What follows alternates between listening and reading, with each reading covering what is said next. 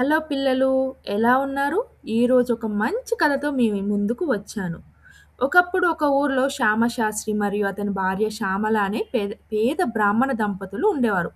వాళ్ళకి తినడానికి తిండి కూడా కష్టమయ్యేది.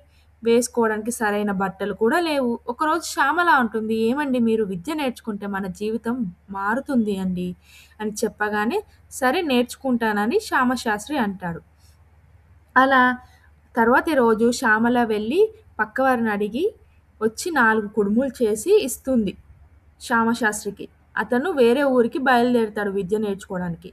అలా వెళ్తుంటే మధ్యలో ఒక ఉడత వచ్చి,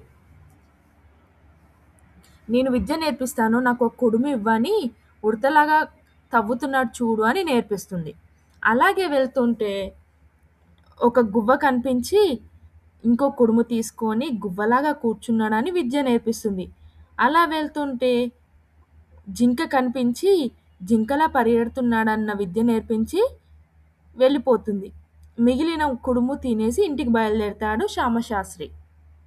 రాత్రి అవుతుంది. శ్యామల ఉండి, "మీరు చదువుకున్నది మళ్ళీ చదువుకోండి" అని చెప్తుంది. అలా చెప్పగానే శ్యామశాస్త్రి చదువుతూ ఉంటాడు. అదే టైంలో కొంతమంది దొంగలొచ్చి శ్యామశాస్త్రి ఇంటి ముందట నిధులున్నాయని తవ్వుతూ ఉంటారు. ఇతను శ్యామశాస్త్రి ఈ ఉడతలా తవ్వుతున్నాడు అని అనగానే వాళ్ళు కూర్చుంటారు. గువ్వలాగా కూర్చున్నారు అనగానే వాళ్ళు మెల్లగా పరిగెడతారు. జింకలాగా పరిగెడుతున్నారు అనగానే భయంతో బంగారం అక్కడే వదిలేసి పారిపోతారు.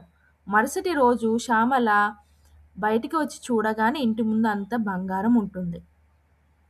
శ్యామల, శ్యామశాస్త్రి చాలా సంతోషపడతారు. వాళ్ళు సుఖంగా జీవిస్తూ, పక్క వాళ్ళకు సహాయం చేస్తూ జీవిస్తారు.